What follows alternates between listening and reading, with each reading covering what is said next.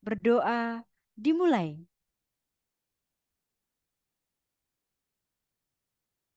Berdoa selesai. Hadirin yang kami hormati, adapun rangkaian kuliah tamu pada siang hari ini adalah sebagai berikut. Yang pertama adalah sambutan Ketua Program Studi Pendidikan Dokter Spesialis Patologi Klinik Fakultas Kedokteran Universitas Diponegoro oleh Dr. Dr. Nyoman Suci Widya Siti MKes, Spesialis Patologi Klinik, Subspesialis Hematologi Klinik Konsultan, Subspesialis Imunologi Klinik Konsultan. Dan akan dilanjutkan dengan kuliah tamu dengan judul Flow Cytometry pada penyakit infeksi yang akan disampaikan oleh Dr. Dr. Agnes Rengga Indrati, spesialis patologi klinik, subspesialis penyakit infeksi konsultan, subspesialis imunologi klinik konsultan MKes dan dipandu oleh moderator Dr. Dr. Nyoman Suci Widya Siti MKes, spesialis patologi klinik, subspesialis hematologi klinik konsultan, subspesialis imunologi klinik konsultan. Sebelum menginjak acara selanjutnya, izinkan saya membacakan visi misi program studi patologi klinik Departemen Spesialis Fakultas Kedokteran Universitas Diponegoro tahun 2021 hingga 2024. Visi tahun 2024, program studi patologi klinik Fakultas Kedokteran Universitas Diponegoro menjadi pusat pendidikan profesi patologi klinik dan kedokteran laboratorium yang unggul di bidang metabolik endokrin. Misi 1. Menyelenggarakan program pendidikan profesi dokter spesialis patologi klinik dan kedokteran laboratorium yang bermutu dan unggul serta kompetitif di tingkat nasional dan atau internasional. 2. Menyelenggarakan penelitian yang menghasilkan karya ilmiah berhasil guna dan berdaya guna di tingkat nasional dan atau internasional. 3.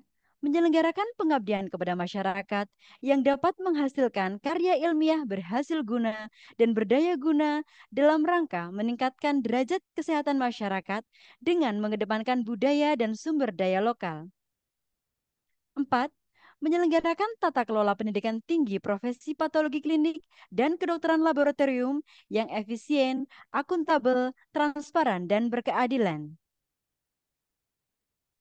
Acara pada siang hari ini akan kita awali dengan sambutan Ketua Program Studi Pendidikan Dokter Spesialis Patologi Klinik Fakultas Kedokteran Universitas Diponegoro kepada Dr. Dr. Nyoman Suci Widya Siti MKes, spesialis patologi klinik, subspesialis hematologi klinik konsultan, subspesialis imunologi klinik konsultan.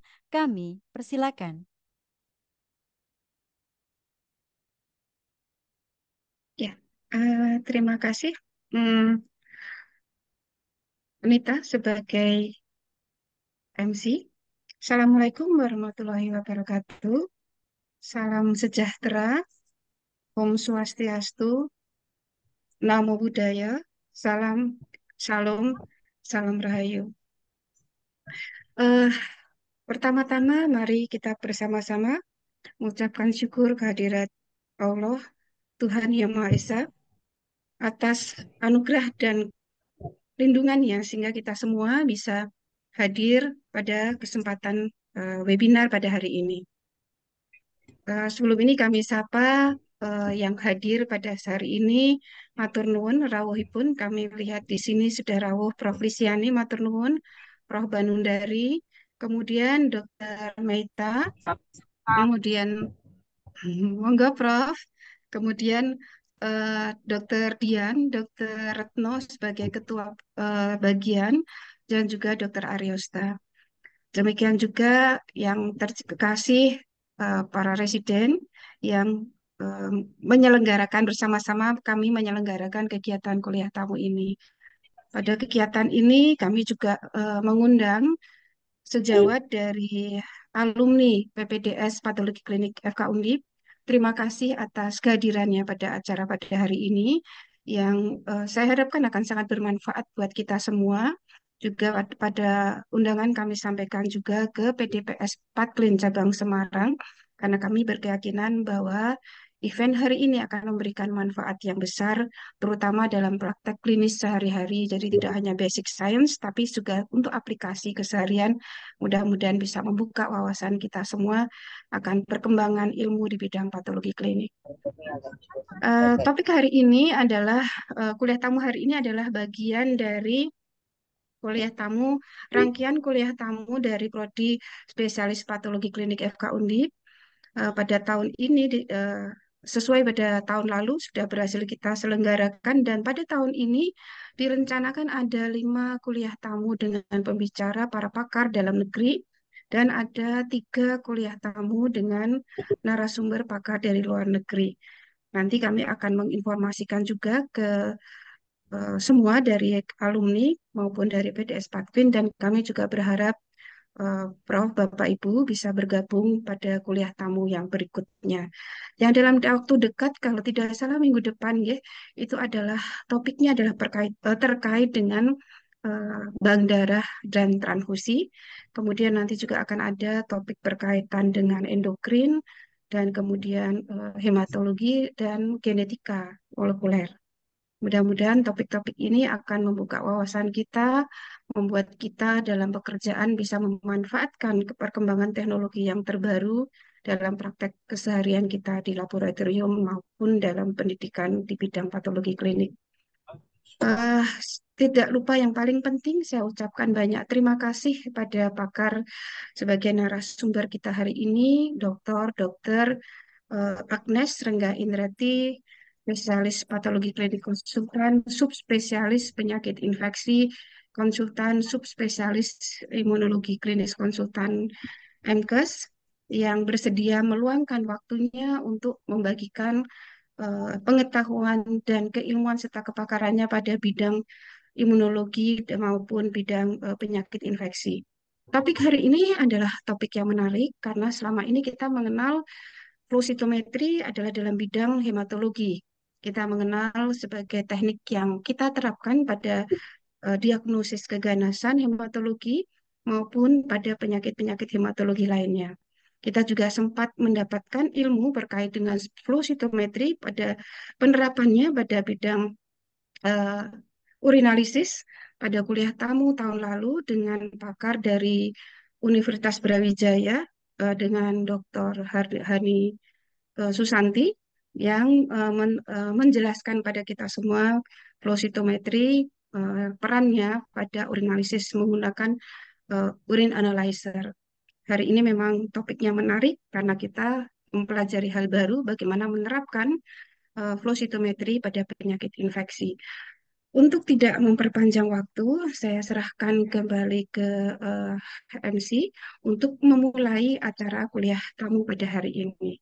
Terima kasih semua atas kehadirannya dan selamat menikmati dan mengikuti acara webinar hari ini. Semoga ilmu yang didapatkan dari kuliah tamu hari ini bisa bermanfaat untuk kita semua dan memberikan manfaat juga untuk pasien, untuk tempat kita, kerja kita, dan terhadap pelayanan di tempat kita kelak akan bekerja. Terima kasih. Saya kembalikan ke Nita. Wassalamualaikum warahmatullahi wabarakatuh.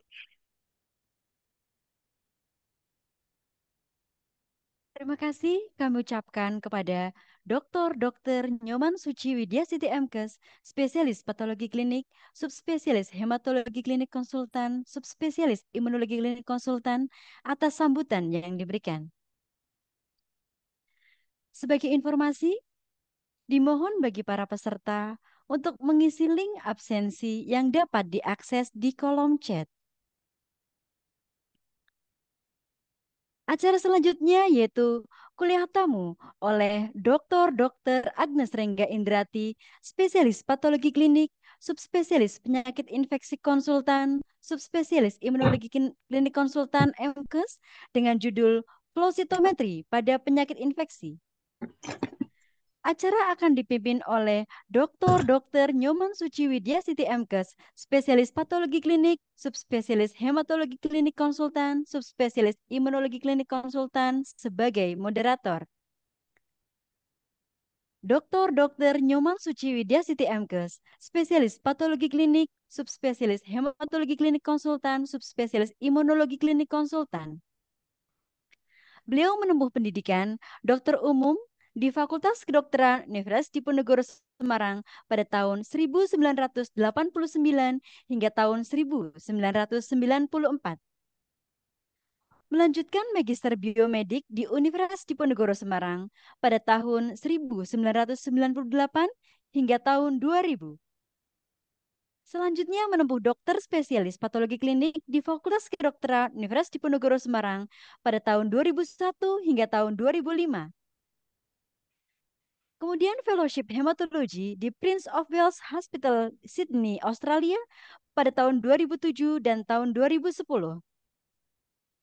Beliau menempuh program doktor di Universitas Airlangga Surabaya pada tahun 2008 hingga tahun 2012. Selanjutnya, subspesialis hematologi klinis di Universitas Gadjah Mada pada tahun 2021 dan subspesialis imunologi pada tahun 2022. Beliau saat ini aktif sebagai dokter penanggung jawab laboratorium RSUP Dr. Karya di Semarang dan Laboratorium Sito Semarang. Sebagai dosen dan staf bagian patologi klinik Fakultas Kedokteran Universitas Diponegoro dari tahun 1997 hingga sekarang. Beliau sebagai dokter KSM Patologi Klinik RSUP Dr. Karya di Semarang dari tahun 2005 hingga sekarang. Beliau juga sebagai Ketua Program Studi Pendidikan Dokter Spesialis Patologi Klinik Fakultas Kedokteran Universitas Diponegoro dari tahun 2018 hingga sekarang. Dan anggota Komisi Kurikulum Nasional Kolegium Patologi Klinik Indonesia dari tahun 2022 hingga tahun 2025. Kepada Dr. Nyoman Suci Widya Siti MKes, spesialis patologi klinik, subspesialis hematologi klinik konsultan, subspesialis imunologi klinik konsultan, kami persilakan. Terima kasih Dr. Nita sebagai MC pada kegiatan hari ini. Eh, Ketemu lagi karena saya hari ini bertugas rangkap selain tadi memberikan sambutan sebagai ketua program studi, juga bertugas sebagai moderator pada kegiatan kuliah tamu pada hari ini. Assalamualaikum warahmatullahi wabarakatuh. Salam sejahtera, eh, Om Swastiastu, Namo Buddhaya, Salam, Salam Rahayu. Eh, kita akan memulai webinar pada hari ini. Sebelum memulai webinar, izinkan saya akan memberikan sedikit rundown acara pada hari ini. Rundown acaranya nanti akan kuliah tamu selama kira-kira 1 jam 10 menit, kemudian dilanjutkan dengan diskusi selama kira-kira 20 menit. Pada saat nanti sesi diskusi, kami persilahkan pada peserta atau audiens pada kegiatan webinar hari ini bisa memberikan pertanyaannya melalui chat yang kemudian akan kami bacakan, atau bila mana ada berkenan untuk memberikan pertanyaan secara langsung, mohon berkenan untuk raise hand untuk kami dari panitia akan membuka layar kesempatan join di Zoom agar dapat menyampaikan pertanyaannya secara langsung kepada Dr. Agnes. Eh, Sebelum kita mulai pada acara hari ini, izinkan saya juga membacakan eh, kurikulum vitae dari pembicara kita pada hari ini, yaitu adalah Dr. Agnes Rengga Indrati, spesialis patologi klinik konsultan, subspesialis penyakit infeksi konsultan, subspesialis imunologi klinis konsultan, magister kesehatan. Dr. Agnes lahir di Bandung pada tanggal 8 Oktober 1969. Pendidikan dokter umum, kemudian spesialis patologi klinis, kemudian S2 dan S3, juga SP2 itu ditempuh di Universitas Padjadjaran Bandung. Beliau mendapatkan gelar SP2 subspesialis penyakit infeksi dan imunologi klinis dari Universitas Padjadjaran dan Kolegium. Selain itu juga beliau menempuh pendidikan lanjutan fellowship for Immunology and Laboratory Works di Radboud University, Nijmegen, Belanda. Untuk pekerjaan saat ini, beliau sebagai Kepala Laboratorium Klinik Keteratai Rumah Sakit Hasan Sadikin, Bandung, kemudian juga sebagai Ketua Program Studi Spesialis 1 Patologi Klinik Fakultas Kedokteran Universitas Padjadjaran, dan juga sebagai Ketua Program Studi SP2 Patologi Klinik FK4. Perannya dalam kegiatan juga di Rumah Sakit Hasan Sadikin maupun di Universitas Padjadjaran sebagai anggota Komisi Etik Subkomisi Ilmu Kedokteran Dasar FK4, kemudian sebagai Sekretaris Tim Material Transfer Agreement Rumah Sakit Hasan Sadikin Bandung, anggota Komisi 1 Senat Fakultas Kedokteran Universitas Padjadjaran, anggota tim Unit Penjamin Mutu Fakultas Kedokteran Universitas Padjadjaran, dan beliau juga berperan pada tim nasional, yaitu adalah Tim Nasional Laboratorium Kesehatan Masyarakat dan Tim Nasional Verifikator Laboratorium NATSA. Demikian kurikulum vitae dari pakar kita yang akan memberikan kuliah terkait dengan flow cytometry pada penyakit infeksi. Uh, Titip pesan khusus kepada adik-adik saya yang terkasih, residen patologi klinik, mudah-mudahan kalian, bukan mudah-mudahan, saya harapkan kalian mendengarkan dengan sebaik-baiknya, dan silakan memberikan pertanyaan apabila ada hal-hal yang dirasa kurang jelas, karena ini adalah kuliah yang memang tujuannya adalah memperluas ilmu dan wawasan kalian semua. Untuk sesi berikutnya, saya persilahkan ini Teh Agnes untuk memulai kuliah tamunya. Waktu dan layar saya persilahkan. Sumangga, Teh Agnes. Ya, terima kasih Dokter Uci, sahabat saya. Selamat siang, terima kasih atas pendahuluannya.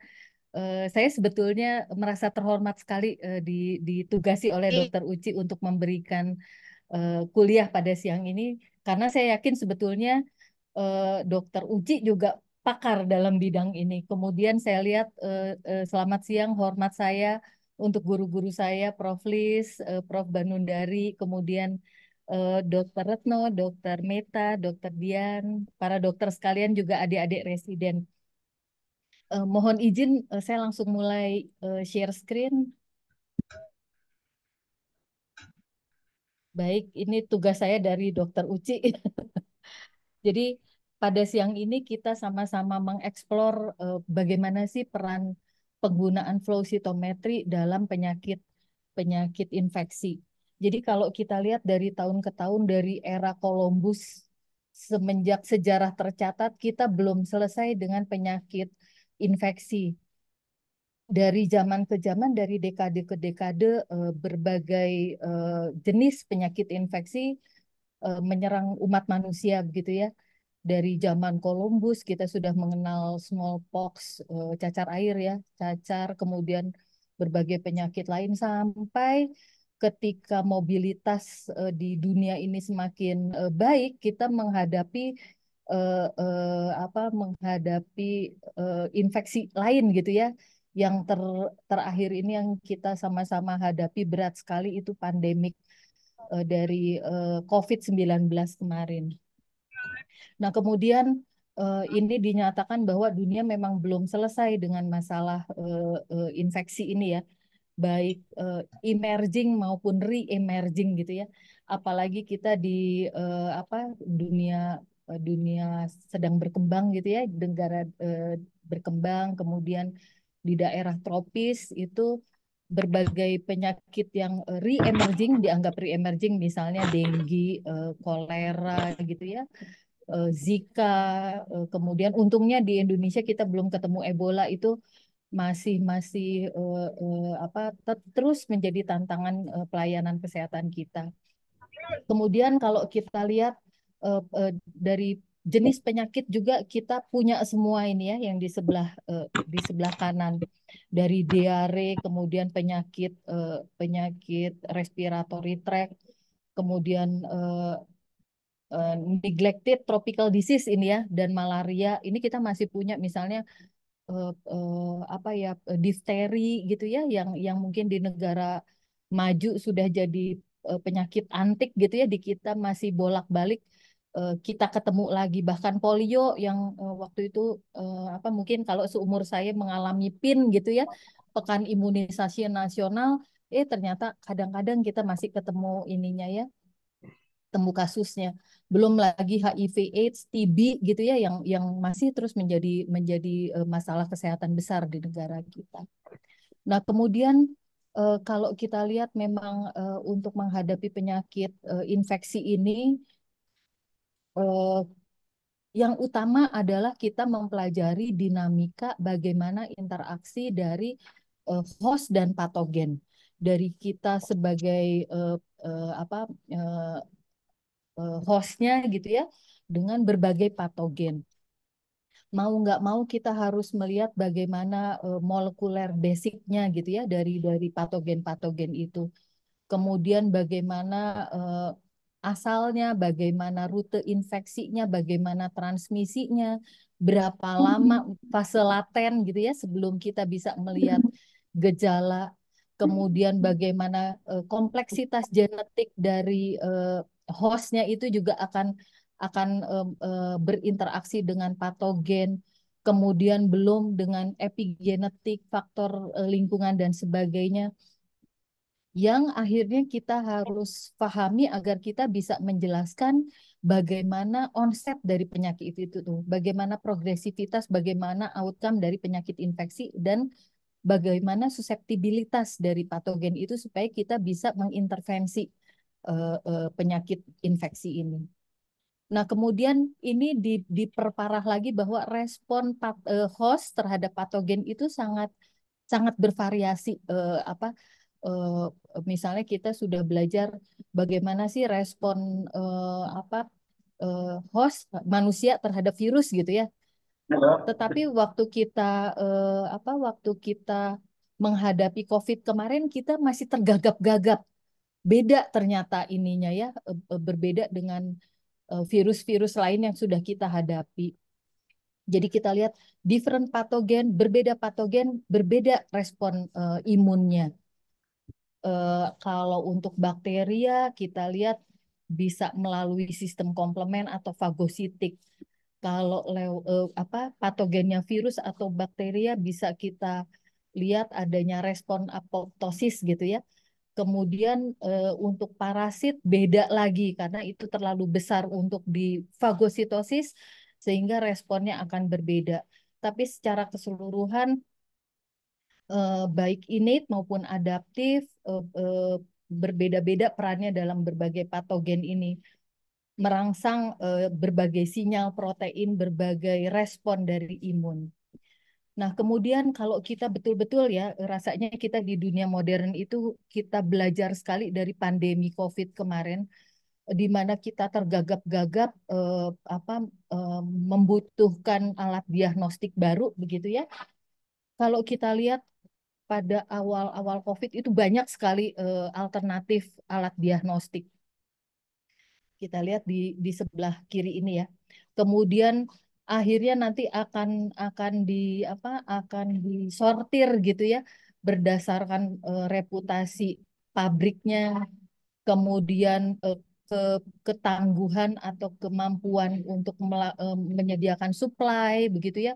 Kemudian nanti secara teknis kita di laboratorium melihat bagaimana sih turnaround time dari alat pemeriksaan itu, bagaimana sampel yang digunakan berapa banyak dan apakah sampel itu mudah didapat, kemudian nanti diinterpretasi. Nah, akhirnya kita lihat bahwa memang memang kita membutuhkan pada infeksi ini alat diagnostik yang tangguh ya, kemudian yang sensitif, kemudian komprehensif gitu ya. Komprehensif itu kita bisa lihat penyebabnya apa, kemudian menilai bagaimana progresivitas dari penyakit infeksi ini, kemudian bagaimana respon terapi kalau dibutuhkan, kemudian bagaimana prognosisnya gitu ya. Jadi memang dibutuhkan jawaban yang komprehensif dari pemeriksaan laboratorium untuk penyakit infeksi ini.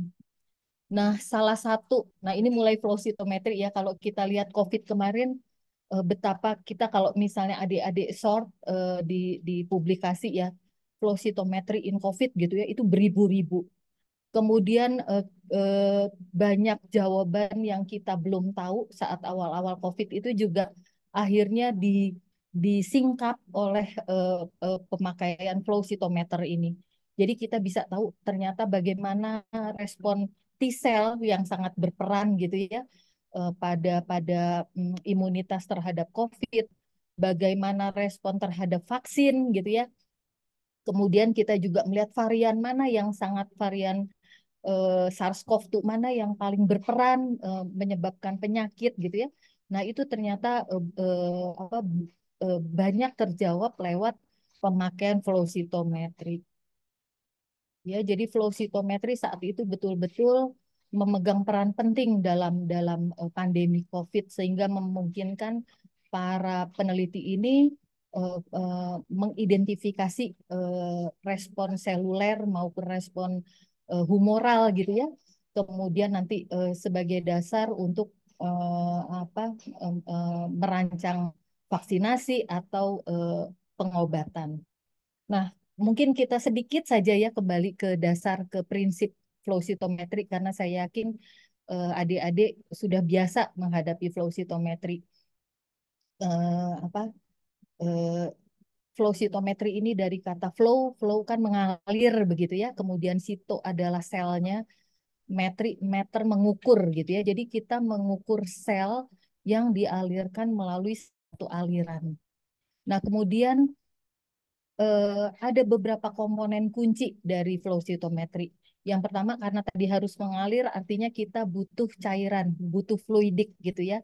Ada cairan yang memungkinkan sel ini tetap utuh gitu ya, nggak hancur, tidak terpengaruh gitu ya oleh osmolalitasnya gitu ya, bisa mengalir, eh, tidak bergumpal, mengalir satu demi satu supaya bisa dievaluasi, bisa diidentifikasi ya. Kemudian ada optikalnya, ada laser, ada sumber cahaya begitu ya. Kemudian ada filter dan detektor untuk nanti menganalisis eh, sinar yang dilewatkan dari sel. Dan yang terakhir elektronik untuk dapat mengukur atau nanti hasil akhirnya dianalisis. Nah, ini kalau kira-kira kita lihat, jadi ada sel, kemudian dilewatkan satu persatu untuk bisa ditembak sinar laser ini ya.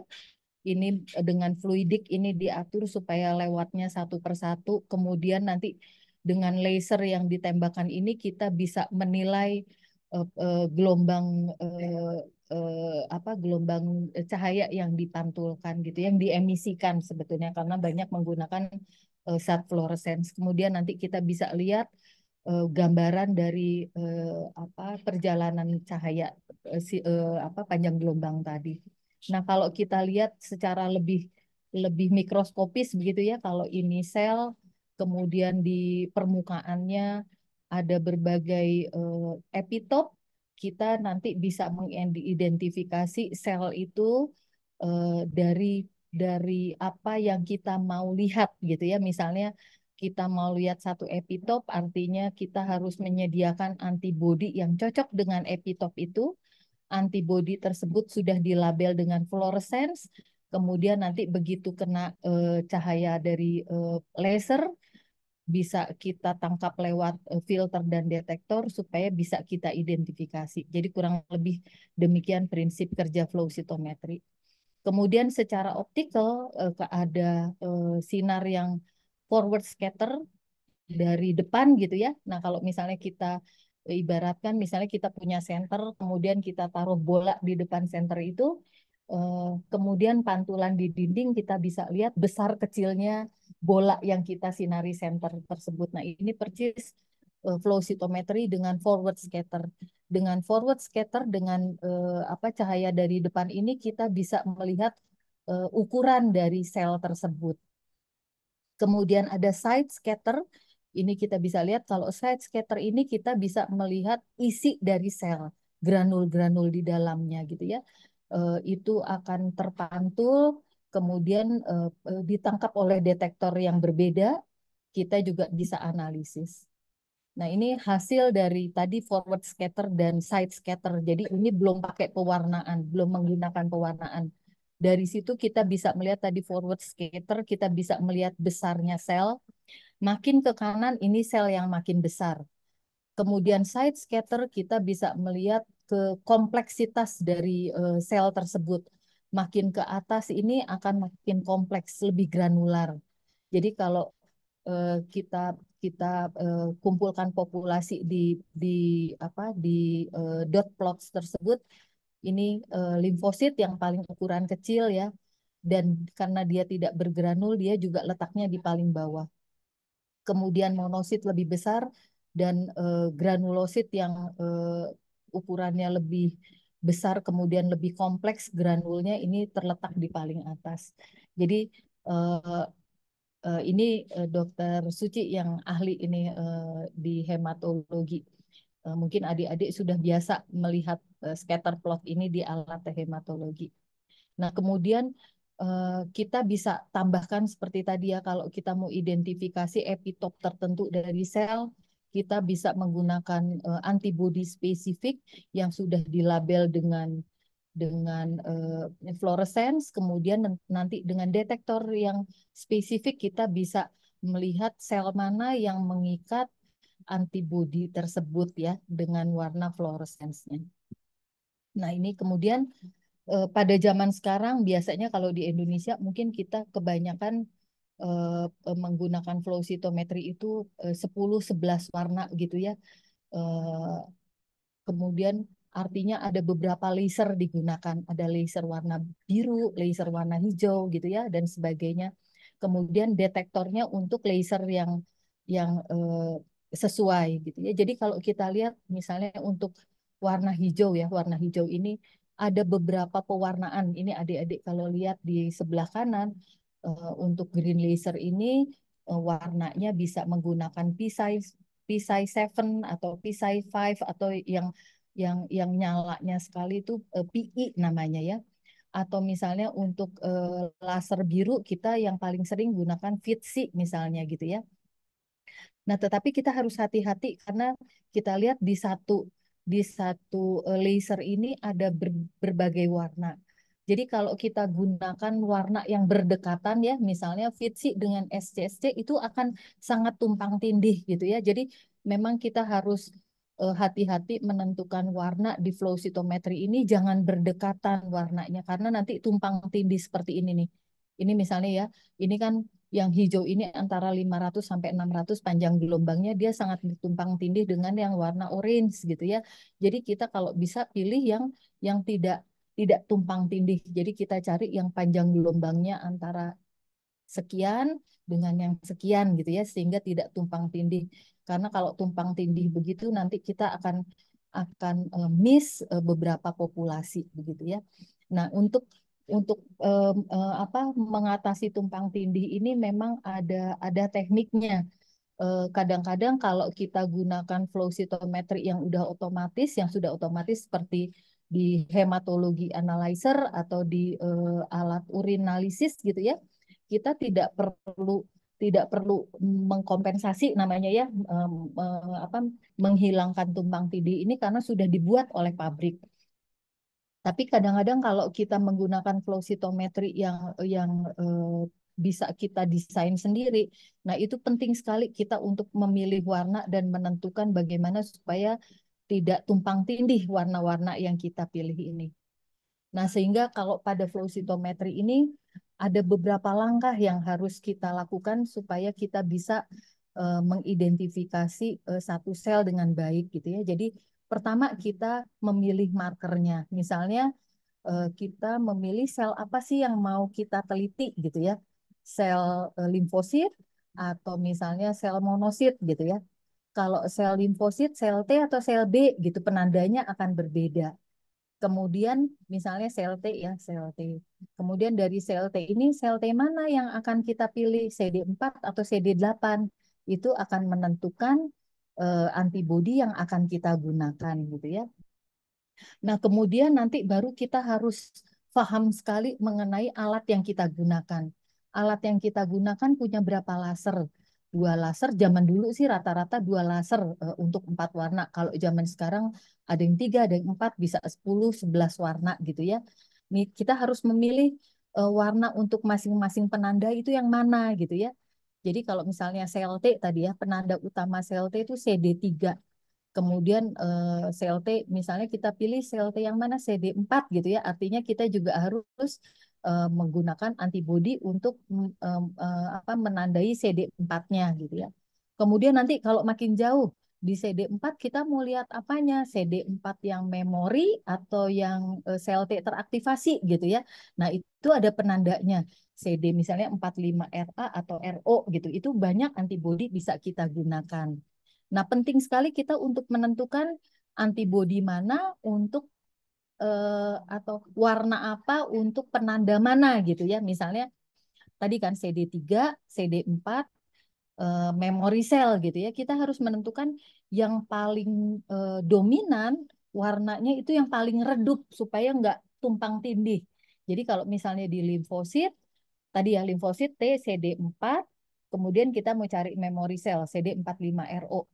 Yang paling redup itu untuk yang dominan epitopnya. Jadi sel T CD3 itu paling besar, jadi kita pakai warna paling redup.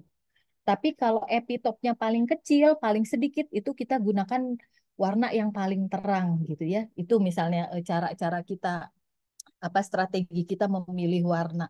Kemudian nanti kalau sudah warna kita pilih, antibodi kita pilih, kita tadi harus memastikan nggak ada tumpang tindih antar gelombang warna gitu ya. Jadi kita harus melakukan kompensasi namanya. Baru nanti kita lihat apa kita gunakan dulu satu warna gitu ya. Kita tentukan batas positif negatifnya, baru kita kombinasikan beberapa warna gitu ya. Jadi kurang lebih seperti itu kalau kita akan gunakan flow cytometry. Nah, jadi kalau yang kiri tadi ini yang flow cytometry sudah biasa kita gunakan, itu yang berdasarkan polikromasi gitu ya.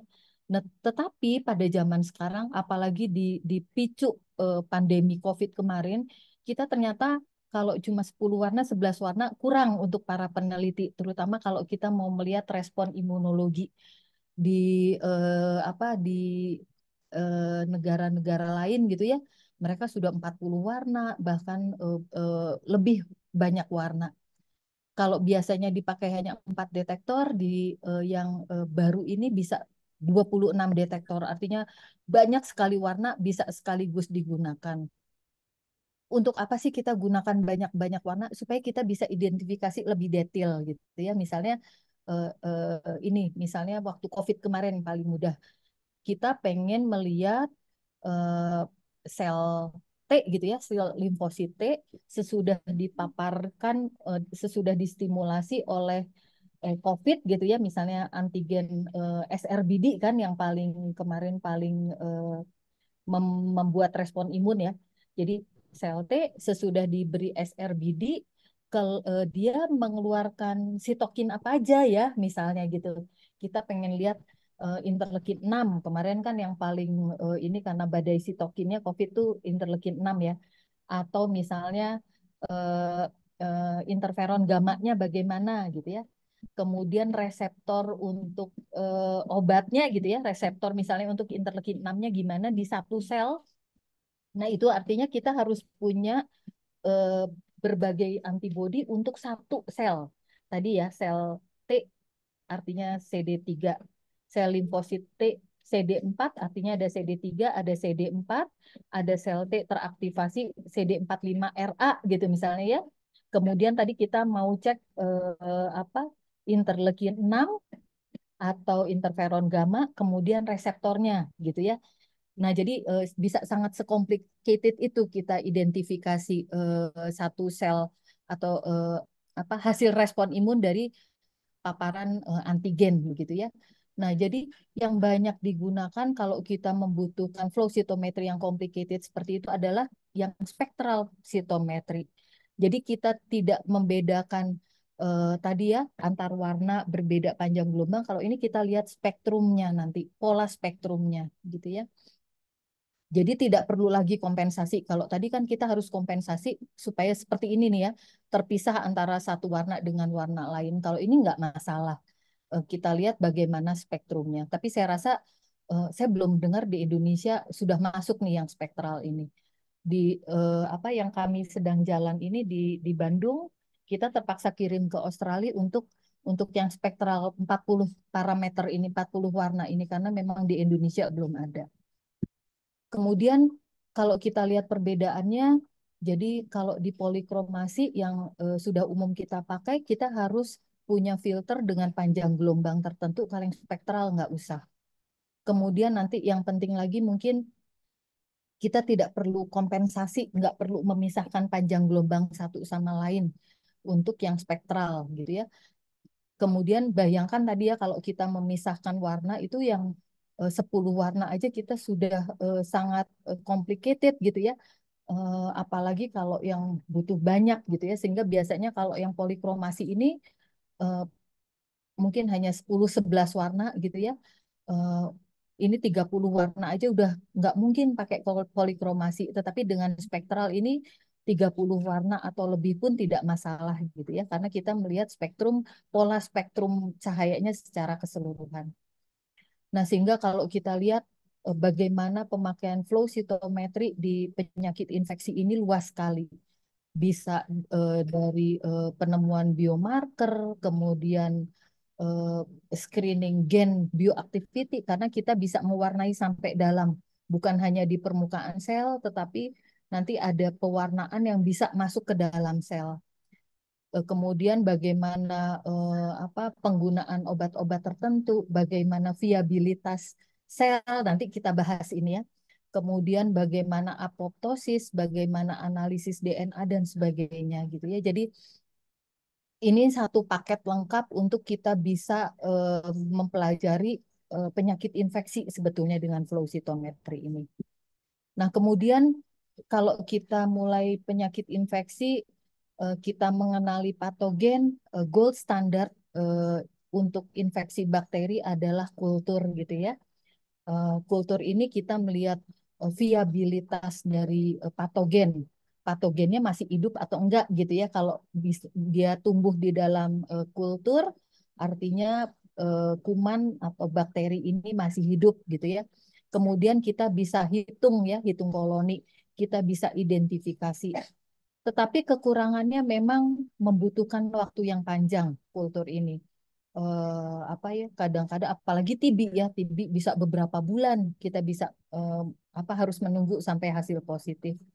Kemudian membutuhkan tenaga yang cukup banyak gitu ya, dari orang mempersiapkan agar darah gitu ya, atau misalnya kalau sekarang ada alat otomatis untuk kultur.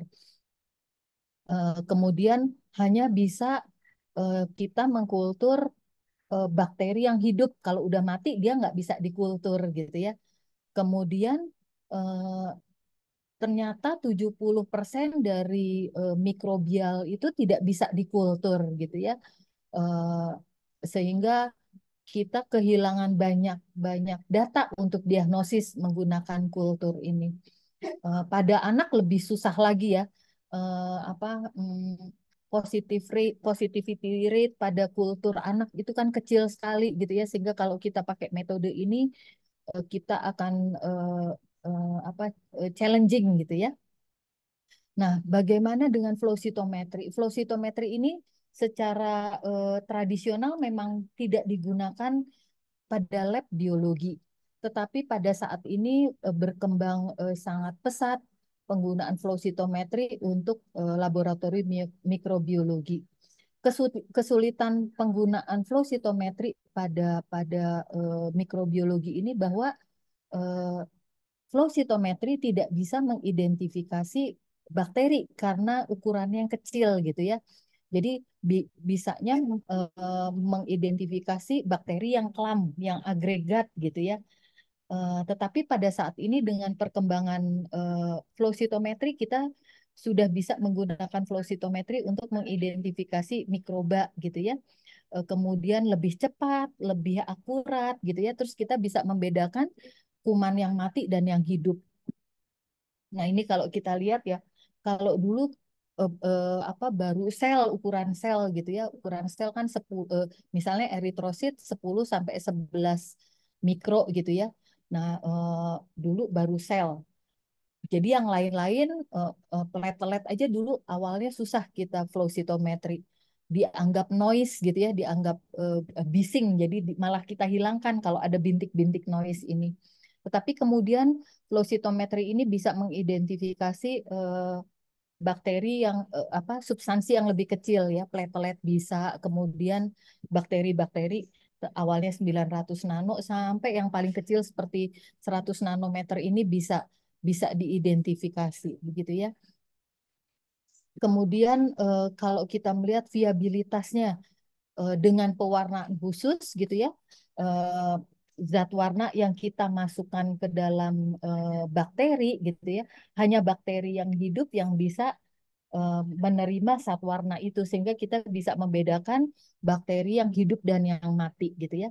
Ini kan kalau misalnya kita lihat misalnya ini nih ya, kita identifikasi Staphylococcus aureus yang hidup itu yang menerima lebih banyak zat warna, yang mati nggak menerima, nggak bisa ditempeli warna gitu ya pada flow cytometry ini.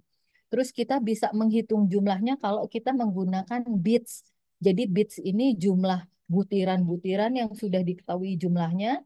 Nah, ini seperti kalibrator gitu ya kalau kita di ELISA. Jadi kita bisa menghitung jumlah bakteri yang akan kita identifikasi, yang hidup berapa, yang mati yang berapa gitu ya. Nah, kemudian ini kalau misalnya kita zaman sekarang gitu ya, yang sering dipakai adalah kultur ini. Ini kalau dengan flow cytometry kita bisa menghitung jumlah dari bakteri tersebut menggunakan bits gitu ya. Kita bisa membedakan yang hidup dan yang mati gitu ya. Kemudian jadi kalau kita kita bedakan eh, kalau dulu dengan kultur eh, kurang lebih sekian hari ya, 3 hari gitu ya, dengan inkubasi, kemudian yang lain-lain. Sementara kalau dengan flow cytometry itu bisa lebih cepat, bisa 2 jam kita bisa identifikasi ya. Eh, jadi jauh lebih cepat dari kultur. Nah, kemudian bagaimana kalau susceptibility gitu ya? Kalau susceptibility sebelumnya kan lebih lama lagi. Sesudah kultur kita harus tes resistensi gitu ya. Ditambah lagi beberapa hari supaya kita mendapatkan hasil antibiotik susceptibility testing ini. Tetapi dengan flow cytometry hasil tetap harus dikultur dulu.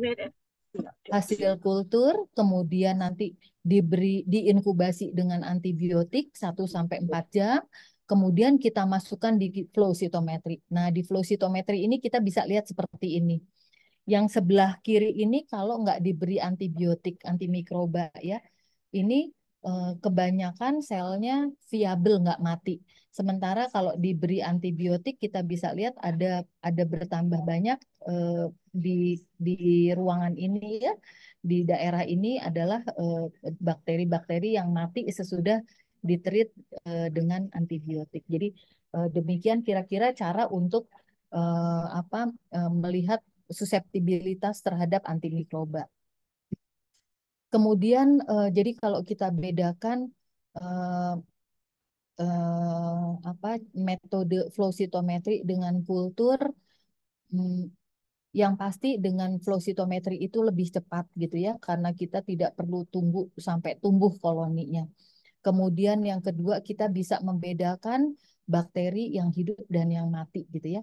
Demikian juga kalau kita melihat genotipenya, kalau kita mau melihat genotype dari patogen, tentunya kita harus menggunakan PCR gitu ya.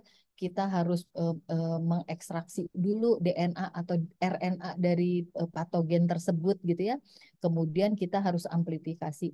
Nah, kalau di flow cytometry kita tidak perlu ekstraksi, tidak perlu amplifikasi ya. Tentu nanti kita harus evaluasi lagi bagaimana sih sensitivitas gitu ya. Kalau diamplifikasi kan jadi banyak dari beberapa patogen. Kalau di flow cytometry karena kita tidak amplifikasi, bagaimana sensitivitasnya ini tentu kita harus explore lagi di masa-masa mendatang.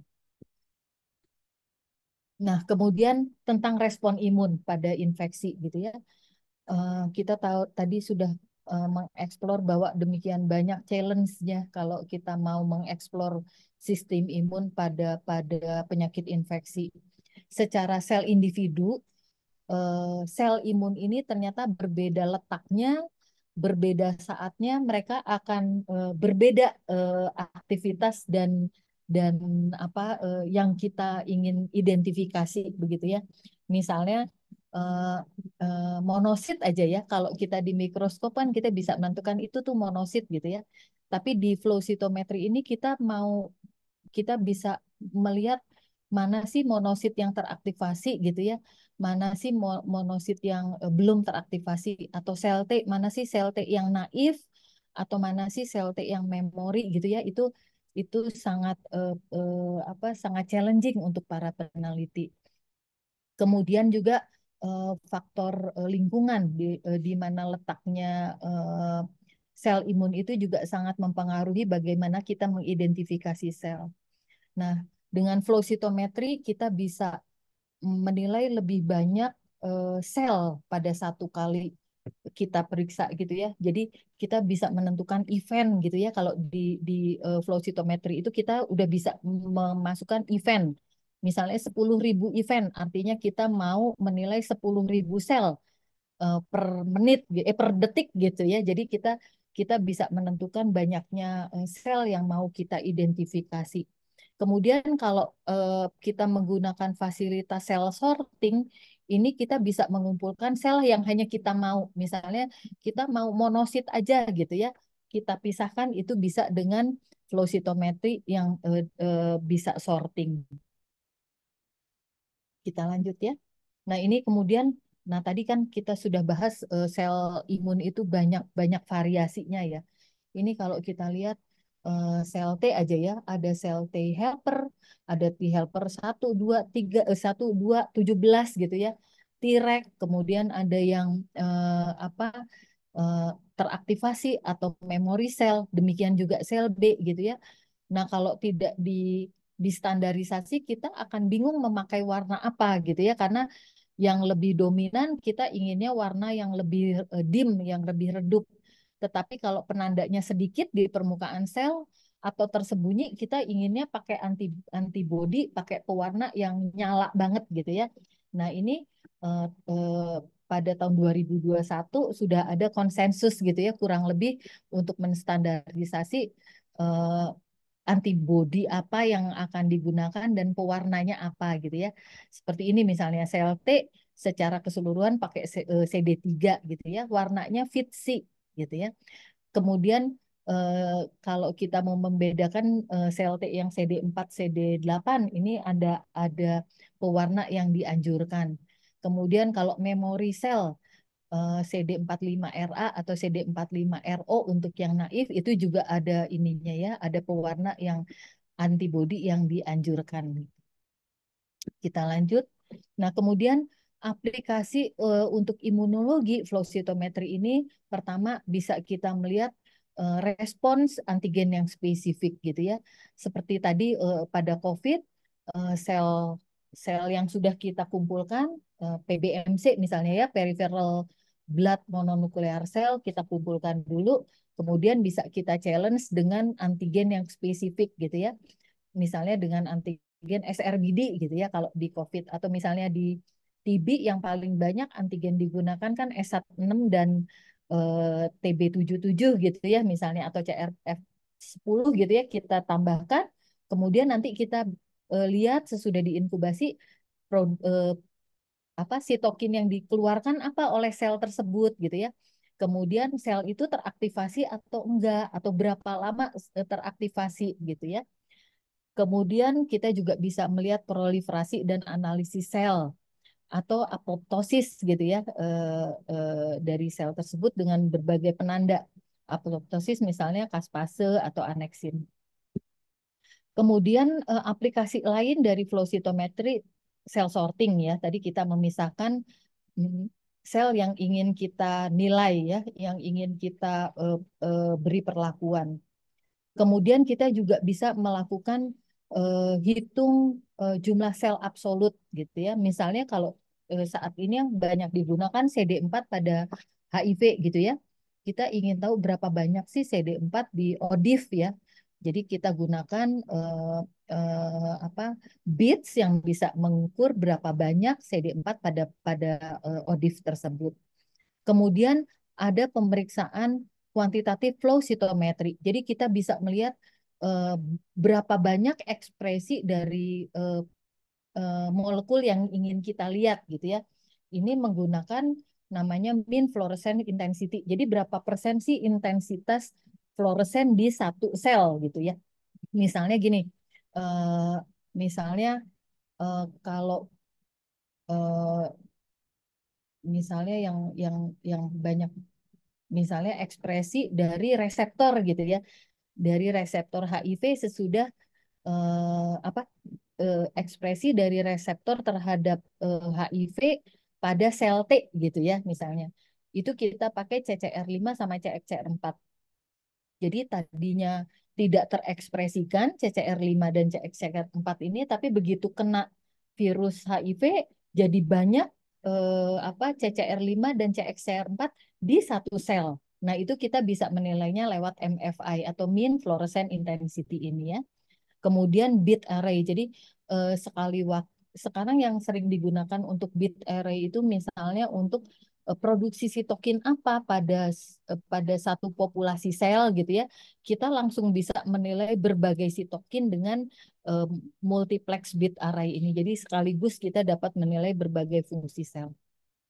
Nah, kalau kita lihat flow cytometry ini kan mulai tahun 1960-an ya, mulai digunakan di Amerika. Kalau kita lihat ini sebesar ini flow cytometry zaman dulu. Sekarang makin ringkes flow cytometry zaman sekarang. Kalau dulu hanya bisa melihat protein yang ada di surface, di permukaan sel gitu ya. Kalau sekarang kita sudah bisa melihat apa yang ada di dalam sel gitu ya, terus kemudian mengidentifikasi apa eh, substansi yang lebih kecil. Kalau dulu hanya sel limfosit, monosit gitu ya, eritrosit.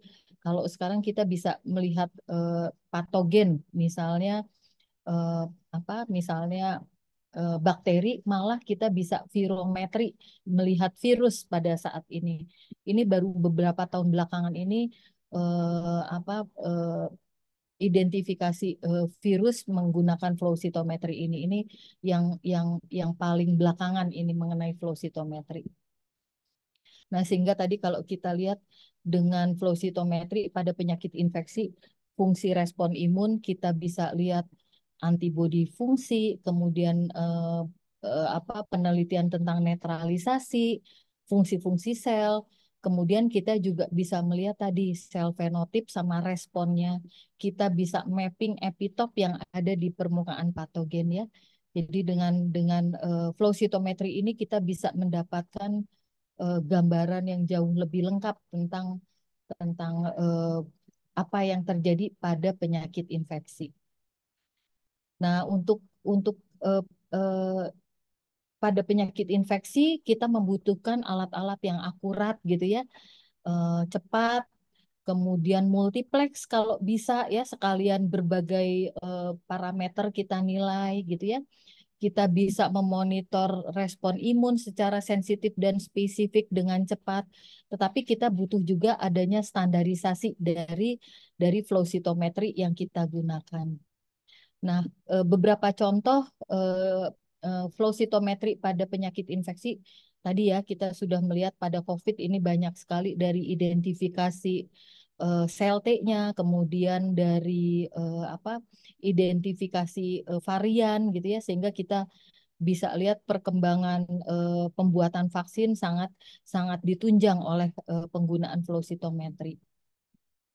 Kemudian Ebola ya, kalau kita lihat Ebola ini juga tata laksananya pada awal-awal sangat dibantu oleh penggunaan flow cytometry, menemukan antibodi yang patogen, yang poten ya, kemudian yang bersifat netralisasi gitu ya, ini menggunakan flow cytometry. Demikian juga pada berbagai penelitian Zika. Nah, yang sudah sukses gitu ya, sukses story dari penggunaan flow cytometry itu adalah pada HIV. Jadi dari tahun 2007 atau 2006 kalau saya nggak salah, itu WHO sudah merekomendasikan pengukuran atau penghitungan CD4 menggunakan flow cytometry gitu ya. Kemudian demikian pentingnya flow cytometry untuk identifikasi CD4 pada HIV sampai dikembangkan alat flow cytometry yang POCT gitu ya. Mungkin teman-teman waktu sebelum PPDS di Puskesmas pernah tahu ya ada flow cytometry yang kecil sekali ya. Kita bisa identifikasi CD4. Jadi alatnya kecil tapi oh ini seperti yang merah ini nih di Bapak ini ada alat yang merah ini ya. Ini digunakan mulainya di Afrika itu mulai banyak digunakan.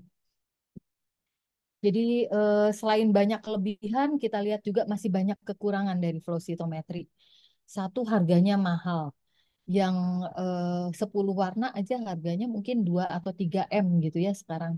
Jadi satu rumah mungkin ya, harga satu rumah. Kemudian kalau kita lihat tadi 10 warna tekniknya agak complicated gitu ya. Harus ada orang yang expertise gitu ya. Jadi ini kalau dibanding dengan Elisa gitu ya jauh lebih complicated.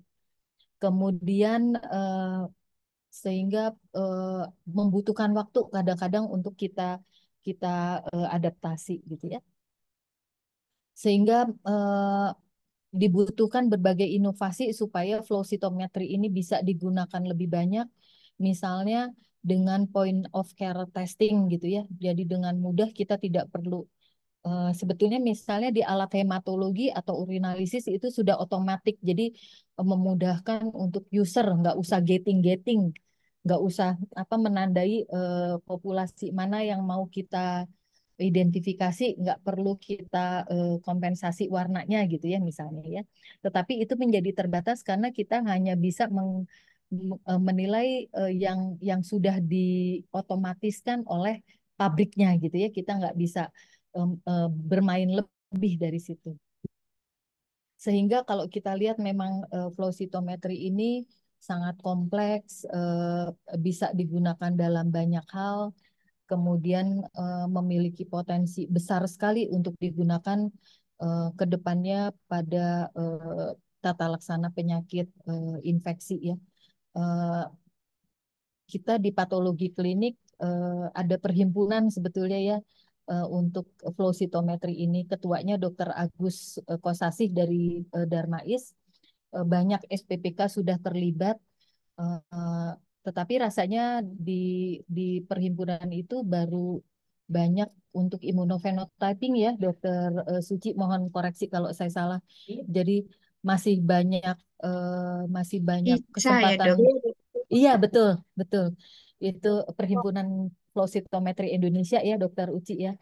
Itu terutama masih untuk hematologi keganasan ya. Jadi untuk infeksi memang rasanya eh, masih terbuka banyak peluang dan pasti peran serta para spesialis patologi klinik, apalagi yang muda-muda ini sangat diharapkan gitu ya. Mungkin itu dulu dari saya, Dokter Uci. Mohon maaf kalau banyak kekurangan, mudah-mudahan bermanfaat untuk semua. Saya stop share dulu. Terima kasih Dokter Agnes atas paparannya yang sangat jelas. Jadi memang dijelaskan dengan sangat detail, mulai kita dari basic teorinya untuk pengenalan, apakah itu positometri, itu dikenalkan dari awal, dan kemudian juga dikenalkan juga dasar-dasar tekniknya, kemudian langkah-langkah desain panel, kemudian perkembangan positometri yang katanya tadinya satu lemari gede Ya, gitu ya, sekarang betul. bisa sudah Kecil. bisa lebih kecil gitu, kecil portable gitu. Ada yang sebenarnya kan basic flow cytometry, alat hematologi analyzer yang di bench itu, yang di ruangan lab kita itu kan basicnya adalah suatu teknologi flow cytometry sebenarnya Betul, yang harus betul. kita pelajari juga. Kemudian kelemahan dan kelebihan masing-masing, kemudian pemanfaatannya itu adalah pada bidang eh, imunologi dan juga pada bidang infeksi. Ternyata dan juga peluang-peluang untuk perkembangan teknologi yang bisa diterapkan dari flow cytometry ini untuk ke depan pada bidang infeksi. Yang terbaru itu adalah nanti di bidang infeksi virus ya. Saya juga nggak kebayang tuh teh, kecil banget virus tuh nanti pasti kultur kemudian di batch atau sesuatu yang kemudian bisa di running dan Saling terbaca. melengkapi ya, atau Iya, mungkin saling melengkapi ya, Dokter Uci iya. ya. Oke, oke.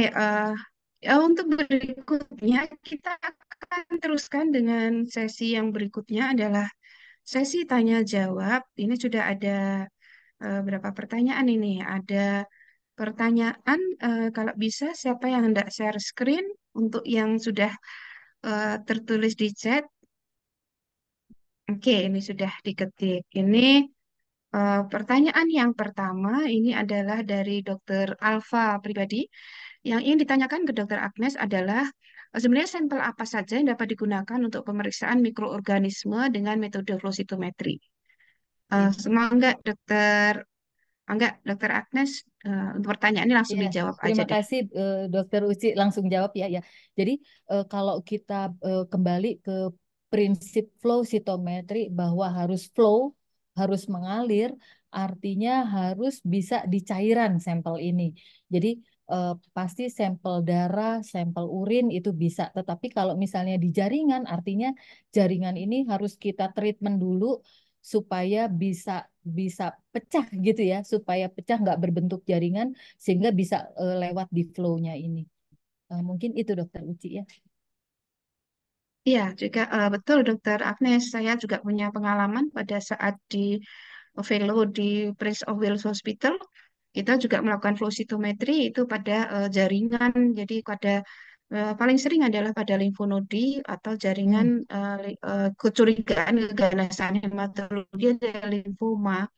Jadi dari itu kemudian memang treatmentnya lumayan betul, lumayan bertahap, betul, termasuk nanti ada beberapa teknik dengan dia dilakukan filtrasi karena memang harus ada ukuran sel tertentu yang bisa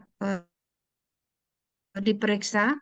Kalau tidak dihancurkan dengan cukup baik, maka akan menyumbat dari kapiler betul, yang apa fluidik dari flow cytometry tadi. Cuman ada treatmentnya cukup rumit dan tidak semua menguasai. Saya betul, rasa di Darmais sudah banyak digunakan itu untuk hematologi yang terutama untuk jaringan yang kaitannya dengan keganasan itu dilakukan. Tapi eh, fase-fasenya perlu treatment awal, jadi pre-treatment untuk sebelum masuk ke dalam alat flow cytometry. Minta beri tambahan dari saya itu. Oke, kita lanjut ke pertanyaan berikutnya ya, Dokter Agnes. Silahkan pertanyaan berikutnya ditampilkan. Nah, mangga. ini adalah pertanyaan dari Dokter Ifah. Norifah ini dari Dokter Ifah. Ada dua pertanyaan, Dokter. Jadi, yang pertama terkait flow cytometry assay untuk perhitungan atau quantify dari bakteri yang masih hidup atau live ya. Jadi dia masih hidup. Kan tadi kan hitungnya ada dead cells, ada yang hidup dan mati. Signifikasi dari dead bakteria pada pemeriksaan mikrobiologi itu bagaimana?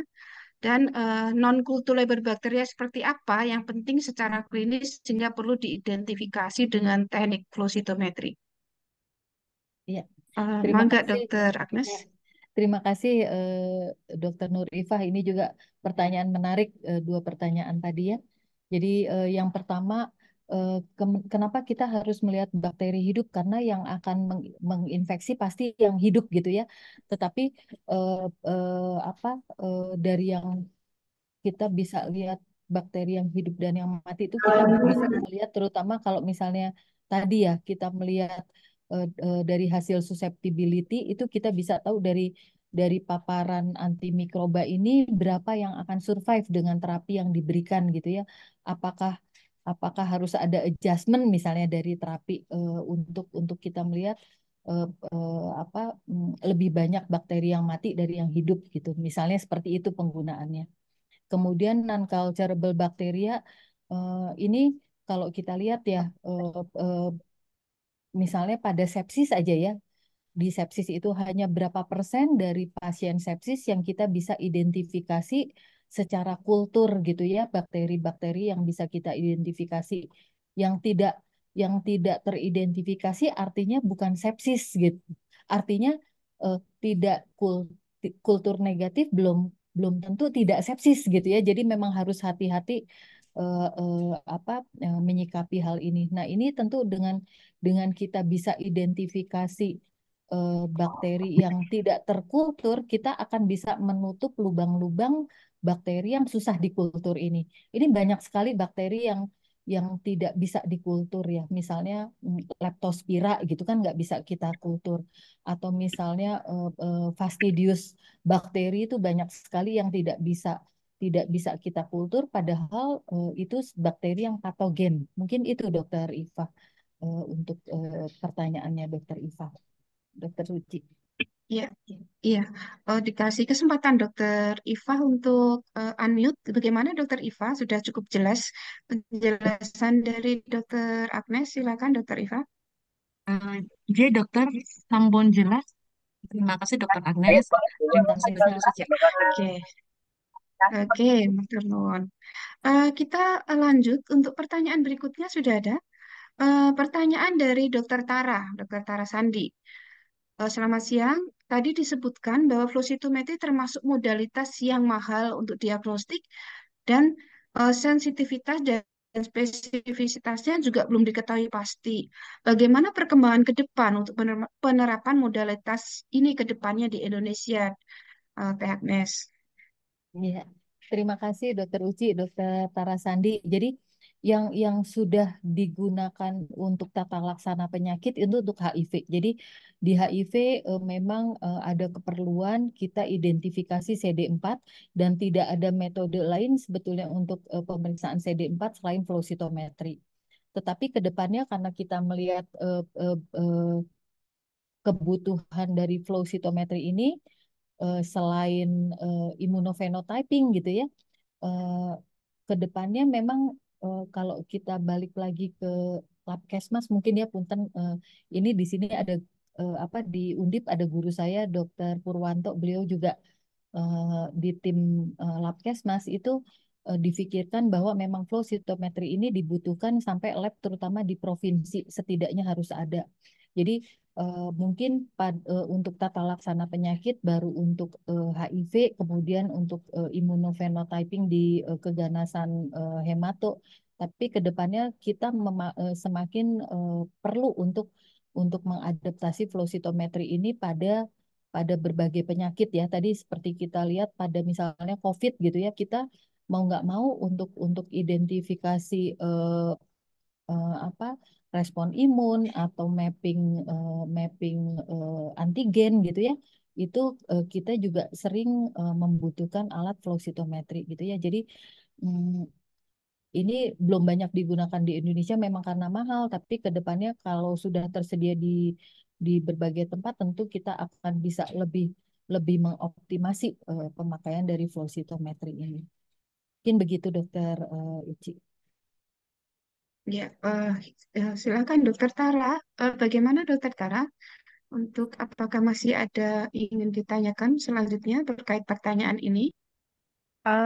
Terima kasih dokter atas penjelasannya dan jawabannya. Sudah cukup ini dokter. Jadi memang kedepannya masih banyak potensinya untuk digunakan ya Betul, dokter. Tinggal nanti betul, apa namanya pengadaannya apakah nanti karena kedepannya tadi dikatakan kalau di Labkesmas pun atau Puskesmas juga flow cytometry itu nantinya akan digunakan ya dokter. Jadi eh, mungkin potensinya masih besar sekali di masa depan ya betul, dokter. betul, betul. Terima kasih dokter Agnes Sama-sama atas Dokter Tara, jawabannya. ya mungkin di Ya, fase yang ke-1 sama 2 masih yang PO-CT nanti ya. Jadi kalau flow cytometry bukan yang besar, bukan yang complicated berapa warna, tapi mungkin hanya untuk identifikasi CD4 misalnya atau CD8 gitu ya. Tetapi di yang regional atau provinsi mungkin itu dilengkapi flow cytometry yang lebih advance. ya. Apalagi kalau di luar negeri sudah dari tahun berapa? Dokter Agnes 60-an. 60-an ya Kita itu memang sudah mulai. kita memang apa tertinggal jauh. Iya, Sehingga betul kemarin satu. dari Kemenkes kan juga mengidentifikasi untuk pusat rujukan untuk immunophenotyping itu kan Mm, ternyata memang tidak semua rumah sakit itu mempunyai alat immunophenotyping gitu. Jadi kemudian diatur oleh Kemenkes untuk bagaimana sistem perujukannya betul. nanti pengirimannya kemana, karena memang tidak semua rumah sakit itu dan tidak semua rumah sakit besar justru itu belum punya untuk immunophenotyping yang berkaitan dalam hal ini yang dibicarakan oleh MKMMKes itu adalah kaitannya untuk diagnosis hematologi. Apalagi nanti untuk flow cytometry yang berkaitan dengan infeksi itu karena memang tidak bukan sesuatu yang langsung terprogram atau memang bawaan dari alat, tapi memang kepakaran seseorang untuk menginterpretasikan dari hasil itu sangat penting dalam hal ini. Kalau ini Dokter Agnes nih ahlinya. Dokter Uci juga. Enggak, bareng-bareng mentor kita. Oke, dilanjutkan untuk pertanyaan berikutnya. Saya persilahkan, masih ada pertanyaan lagi? Kami mempersilahkan untuk audiens, andai kata eh, kesulitan dalam mengetik pada chat atau berkeinginan untuk menyampaikan pertanyaan secara langsung kepada Dr. Agnes, kami persilahkan untuk raise hand. Nanti panitia akan membuka kesempatan layar dan suara supaya bisa menyampaikan pertanyaan secara langsung. Kami persilahkan untuk audiens semua. Di sini ada 114 selain kita berdua ini Dokter Agnes, bila mana berkenan untuk menyampaikan pertanyaan secara langsung, kami silahkan. Ini adalah lanjut ke pertanyaan keempat. Ini adalah pertanyaan dari Dokter Chania. Pada presentasi dari Dokter Agnes tadi dijelaskan bahwa flow cytometry berperan pada produksi vaksin, terutama vaksin COVID-19. Bagaimana mekanisme dan peran flow cytometry pada proses produksi vaksin tersebut? Ya, silakan Dokter Agnes. Ya, terima kasih Dokter Chania. Apa kabar? Ini yang kemarin waktu UNAS nganter-nganter saya Dokter Uci. Dokter Chania ini. Iya, iya. Kangen-kangenan lagi nih. Iya, Sekarang betul. gilirannya ditanya nih dokter, berikan Iya, pertanyaan. iya, terima kasih. Oke. Ini juga pertanyaan yang menarik ya. Jadi betul-betul apa blessed in disguise ya. Apa kita eh, saat pandemi itu belajar banyak hal gitu ya. Juga tentang penggunaan flow cytometry ini. Betul-betul banyak hal yang kita explore gitu ya. Di Indonesia juga saya rasa banyak banyak penelitian tentang ini, Dokter Chania. Nanti bisa bisa searching ya, ada beberapa nama yang sudah mengeksplor flow cytometry pada saat pandemi ini. Jadi terutama berkaitan vaksinasi ya. Jadi eh, awalnya mencari bagian mana sih dari dari virus COVID ini, virus SARS-CoV-2 ini yang menimbulkan respon imun paling besar gitu ya. Ada protein kapsid, ada protein macam-macam antigen dari virus ini. Tapi kemudian ditemukan bahwa yang paling menimbulkan respon imun adalah yang protein SRBD itu ya. Kemudian dari situ sesudah dibuat vaksin, banyak juga penelitian yang membandingkan bagaimana sih eh, vaksin-vaksin yang berbeda gitu ya.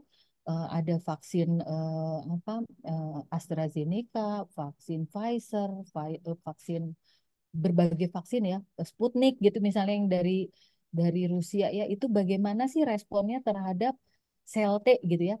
Kemudian sesudah berapa lama diulang lagi tuh, karena kalau meneliti sel mau nggak mau paling bagus tuh dengan flow cytometry. Apakah sesudah 6 bulan gitu ya masih aktif sel T-nya gitu ya, masih ada atau sel B-nya masih masih teraktivasi gitu ya. Kemudian memori selnya apakah sudah timbul, apakah masih banyak. Nah, hal-hal tersebut banyak dieksplorasi dengan flow cytometry. Sampai misalnya bisa ditentukan bahwa nanti harus ada ulangan vaksinasi sesudah 6 bulan atau sesudah setahun atau pada populasi lansia, pada populasi vulnerable lain apa vaksinasinya tuh harus lebih frekuen. Nah, itu salah satu apa sumber penelitiannya adalah menggunakan flow cytometry. Jadi waktu itu ada dua dua metode yang paling banyak ya, kita lihat metode untuk menilai antibodinya dengan netralisasi, dengan ELISA gitu ya. Tapi untuk selulernya mau nggak mau kita harus lihat dari flow cytometry. Jadi waktu COVID kemarin protokol vaksinasi itu banyak dari hasil penelitian dengan flow cytometry, Dokter Chania. Mungkin itu Dokter Uci. Oke, begitu Dokter Chania, mungkin bisa di-unmute. Bagaimana? Apakah penjelasan dari Dokter Agnes sudah cukup jelas? Dokter Chania? Wawasan ini dokter. Sudah jelas dokter. Terima kasih dokter atas penjelasannya. Sami-sami. Sangat membuka wawasan buat kita semua. Sama-sama dengan senang hati. Oke, ini berikutnya kalau tidak salah ini ada pertanyaan dari alumni. Nah, dari alumni sekaligus dari anggota sebagai anggota PDS Patklin Cabang Semarang. Silakan ditampilkan pertanyaannya. Pertanyaan berikutnya, silakan panitia.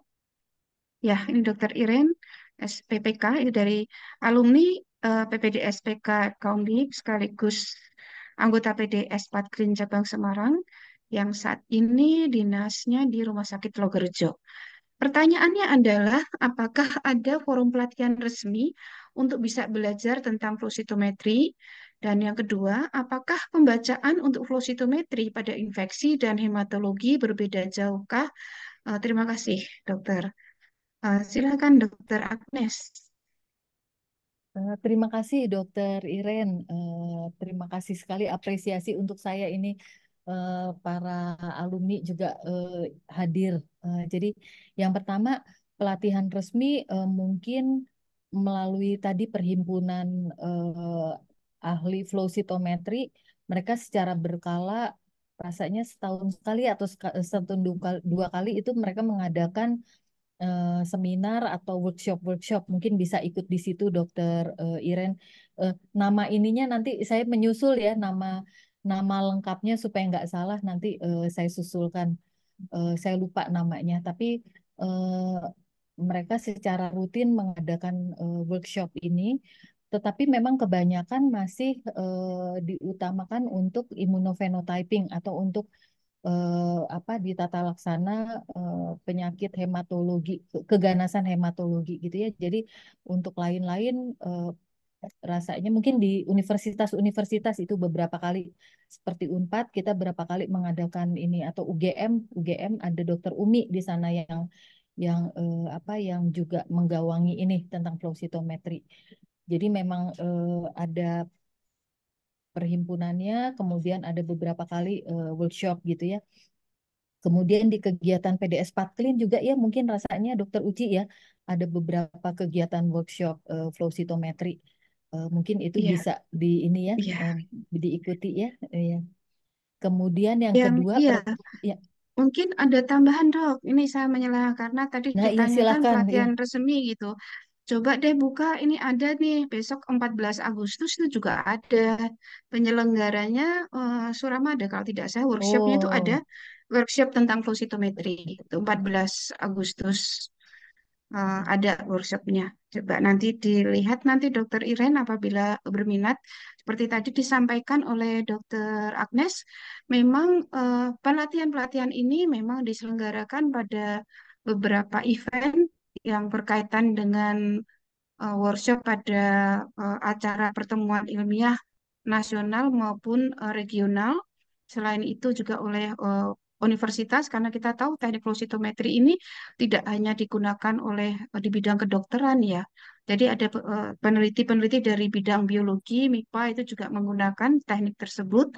Dan yang tahunan itu memang diselenggarakan oleh ICA, oleh Dr. Agus Kosasih, yang memang terutama memang masih menggunakannya adalah yang immunophenotyping yang digunakan untuk hematologi maupun imunologi, tapi memang belum ada pelatihan yang untuk infeksi, belum ada ya Dokter Agnes, belum kalau iya. infeksi Ya, khusus belum ada. Kalau betul, imunologi ada, tapi kalau betul. infeksi belum ada. Iya, Ya, iya, ini iya. jadi tadi ditanya tentang pelatihan terdekat itu ada diselenggarakan di acara Suramada. Nanti bisa Dokter Iren nanti cek aja bila mana masih ada kuota untuk pelatihan tersebut. Ini juga untuk teman-teman yang lain apabila berminat bisa mendaftar. Kemudian lanjut ke pertanyaan dua, Iya, Dokter Agnes, iya. silakan. Siap. Ini pembacaan flow sitometri pada infeksi dan hematologi berbeda jauhkah? Jadi kalau kita identifikasi sel itu tidak berbeda jauh. Jadi terutama memang pertama kita gunakan forward scatter dan side scatter dulu, kemudian baru kita baca pembacaan eh, dari filter-filter untuk fluorescence gitu ya. Jadi tergantung antibodi atau pewarnaan yang kita pakai. Tapi prinsipnya sama gitu ya. Jadi kita melihat dari forward scatter dan side scatter, baru kita melihat dari filter-filter untuk apa? Untuk melihat emisi dari fluorescence-nya. Mungkin itu dokter Irene. Ya, Dokter Iren tadi sudah komentar lewat chat mengucapkan terima kasih atas jawaban dan informasi yang tadi kita berikan.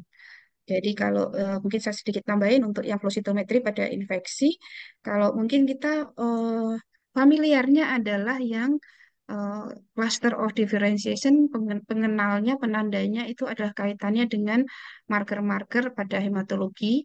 Jadi CD34 itu kalau saya pakai bahasa Indonesia Mm-mm, CD34 mm-mm, itu untuk sel blast, kemudian kalau CD19, 20 sel B dan seterusnya. mm-mm, Sedangkan pada infeksi tentu saja menggunakan marker-marker yang kaitannya dengan sel-sel imun tadi seperti disampaikan oleh Dr. Agnes, menggunakannya adalah sel T, sel B, apakah itu adalah selnya adalah sel memori T sel atau dia adalah suatu sel yang masih naif itu markernya berbeda-beda. Jadi menggunakannya adalah marker-marker yang digunakan sebagai petanda yang berperan pada imunologi dan infeksi. Mungkin itu selain pada apa tadi pancagelombang yang berbeda dan klaster yang berbeda itu yang harus kita pikirkan. Jadi pesan-pesan kalau kita di apa di rumah sakit gitu pelayanan bisanya adalah marker-marker yang memang untuk keganasan betul. hematologi. Jadi sel-selnya adalah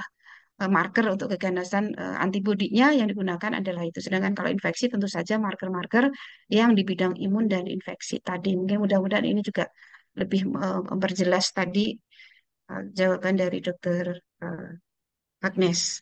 Apakah masih ada pertanyaan berikutnya? Nggak ada yang rasain nih, nggak ada yang berani tanya langsung nih. Oke, oke, masih kita tunggu. Masih ada pertanyaan tambahan? Dari panitia sudah selesai ya pertanyaannya sudah dari alumni sebagai gong penutup nih kelihatannya. Oke, masih saya persilahkan beri waktu untuk audiens, andai kata ingin raise hand, ingin bertanya langsung kepada Dokter Agnes, mumpung beliau masih hadir di layar kita. Oke, silahkan.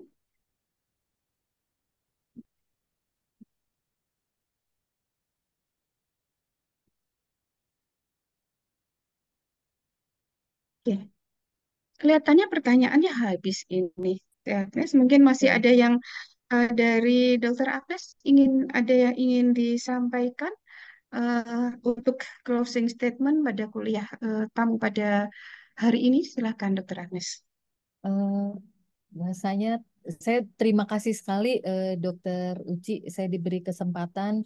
Kemudian mungkin eh, kita sebetulnya dari PDS Patlin ya, dari beberapa center pendidikan kita sempat mengadakan penelitian multisenter ya, Dokter Uci juga mungkin ikut tentang kita melihat bagaimana sih CD4 di populasi Indonesia gitu ya.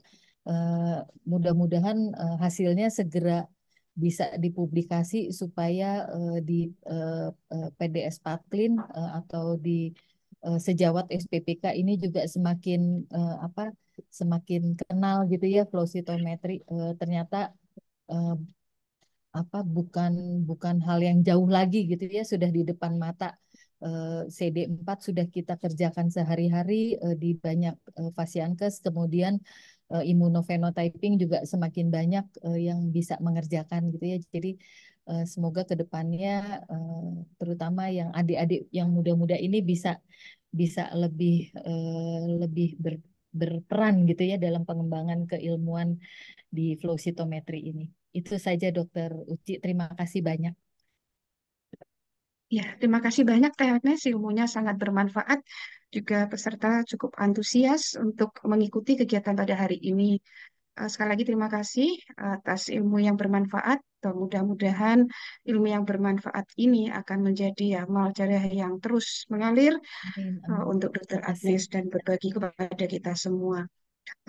Untuk sebelum menutup acara hari ini, itu nanti akan jangan mohon pada peserta, jangan live dulu, jangan meninggalkan arena, jangan meninggalkan Zoom. Kita nanti foto bareng yuk, supaya untuk kenang-kenangan, karena saya lihat ini banyak sekali alumni yang hadir, kita bisa kangen-kangenan juga nih, nanti saya lihat fotonya bareng-bareng, kita foto bareng, nggak usah pakai virtual background, nggak apa-apa, ntar fotonya kita lihat buat kangen-kangenan, reunian melalui webinar nih. Pada kesempatan ini, kami juga menginformasikan, mungkin mumpung masih banyak peserta yang hadir, itu kami pada tanggal nanti, pada tanggal 20 hari Selasa, tanggal 28 Mei 2024, akan menyelenggarakan kuliah tamu. Berikutnya itu adalah berkaitan dengan donor and patient safety in transfusion dengan pembicara Dr. Teguh Triyono, MK spesialis patologi klinik, subspesialis bank darah kedokteran transfusi konsultan, dan subspesialis kardiovaskular konsultan dengan moderator Dr. Dian Widianingrum, spesialis patologi klinik, magister kesehatan masyarakat. Jadi ini akan tentu saja akan sangat bermanfaat. Ini penjadwalannya sebenarnya lebih dahulu ini dari Dokter Agnes, tapi Dokter Teguh menghendaki bahwa tanggalnya adalah di Selasa tanggal 28 Mei 2024 jam 1. Jadi saya harapkan semua dari alumni anggota PDS Patklin cabang Semarang, ataupun nanti kalau Teh Agnes juga mau, Presiden Teh Agnes juga mau gabung juga boleh. Kemarin tanya boleh nggak gabung? Boleh. Ini kuliah tamu, ini Terima kuliah kasih umum. sekali. Jadi Terima kasih ya banyak. kuliah umum. Jadi nanti akan kami share, kami informasikan supaya bisa ikut bergabung karena dari Zoom kami ini kapasitasnya cukup besar. Jadi bisa, saya rasa bisa untuk peserta dari luar PDS Patklin cabang Semarang maupun alumni PPDS PK Undip, selain untuk residen itu bisa ikut bergabung pada kuliah tamu berikutnya ini. Ini adalah spill dari flyernya. Mudah-mudahan banyak yang juga bisa bergabung besok Selasa tanggal 28 Mei. Demikian kegiatan pada hari ini. Untuk selanjutnya, saya kembalikan kepada MC, kembali ke Dokter Nita untuk memimpin sesi foto bersama. Saya harapkan semua foto bareng yuk, jangan kabur dulu, jangan live dulu. Yuk bareng-bareng foto. Lama nih nggak kumpul sama alumni. Silakan Dokter Nita, saya kembalikan ke Dokter Nita. Terima kasih Teh Agnes. Sami-sami Dokter Uci, mudah-mudahan bermanfaat. Mohon maaf atas segala kekurangan. Ya, amin. Wah, bagus banget. Makasih banget nih. Ya, saya kembalikan Dokter Nita ya. Ya, Terima kasih kepada Dr. Nyoman Suci Widya Siti MKes, spesialis patologi klinik, subspesialis hematologi klinik konsultan, subspesialis imunologi klinik konsultan. Terima kasih pula kepada Dr. Agnes Rengga Indrati, spesialis patologi klinik, subspesialis penyakit infeksi konsultan, subspesialis imunologi klinik konsultan MKes. Kami ingatkan kembali untuk para peserta agar dapat mengisi link absensi yang dapat diakses pada kolom chat. Sebagai tambahan informasi dalam kuliah tamu siang hari ini, akan mendapatkan e-sertifikat tanpa SKPID. Mohon izin kepada Profesor, Dokter, serta Bapak Ibu sekalian, sebelum meninggalkan acara, berkenan untuk kita foto bersama. kepada Dr. Agnes Rengga Indrati, spesialis patologi klinik, subspesialis penyakit infeksi konsultan, subspesialis imunologi klinik konsultan MKes, Dr. Nyoman Suci Widyasiti MKes, spesialis patologi klinik, subspesialis hematologi klinik konsultan, subspesialis imunologi klinik konsultan, Dr. Dwi Ratno Ningrum, spesialis patologi klinik, subspesialis penyakit infeksi konsultan, Profesor Dr. Banundari Rahmawati, spesialis patologi klinik, subspesialis endokrinologi dan metabolisme konsultan, subspesialis BDKT konsultan,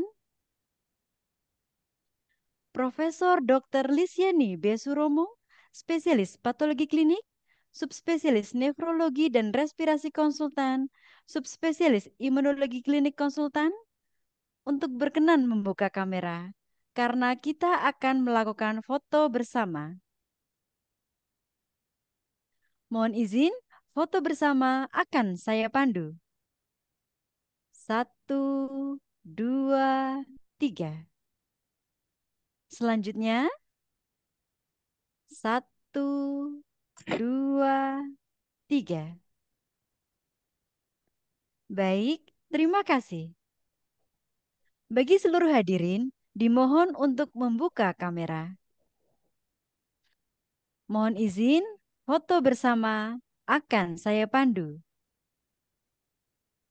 1, 2, 3. Selanjutnya, 1, 2, 3. Selanjutnya, 1, 2, 3. Demikianlah rangkaian acara kuliah tamu pada hari ini. Terima kasih kepada Dr. Agnes Rengga Indrati, spesialis patologi klinik, subspesialis penyakit infeksi konsultan, subspesialis imunologi klinik konsultan MKes, yang telah berkenan menjadi pembicara dalam kegiatan pada siang hari ini. Tidak lupa kami ucapkan terima kasih atas partisipasi para peserta yang telah meluangkan waktunya untuk menghadiri kuliah tamu pada siang hari ini. Semoga ilmu yang telah diberikan dapat menambah wawasan untuk kita semua. Di akhir kata, kami segenap panitia memohon maaf atas segala kekurangan selama berjalannya acara pada hari ini. Wassalamualaikum warahmatullahi wabarakatuh. Terima kasih panitia. Terima kasih Dr. Sukses selalu. Narto. Makasih Terima Haji. kasih Suci, terima kasih Prof. Rika. Listiani, Prof. Banudari, terima Makasih kasih. Luar biasa banyak. ilmunya. Dr. Agnes, salam Terima buat teman-teman di Unpad. Terima kasih Dr. Matur Agnes, nuwun terima kasih. disampaikan. Terima Mintain kasih. tolong Matur lagi. nuwun. Mohon pamit, Prof. Iya, Prof mari, sehat-sehat. mari. Ya, mohon Ya, pamit. matur nuwun Dr. Matur Anton nuwun. tuh, ada Dr. Anton juga tuh. Ya, titip juga saya salam untuk semuanya yang di Bandung. Siap Si disampaikan, Prof. semuanya. Prof sehat-sehat ya, Prof. Amin. Sama-sama, Dr. Agnes. Terima kasih, Prof. Iya, iya, oke. Prof. Lis, sehat selalu. Dr. Suci, Ya, makasih semuanya.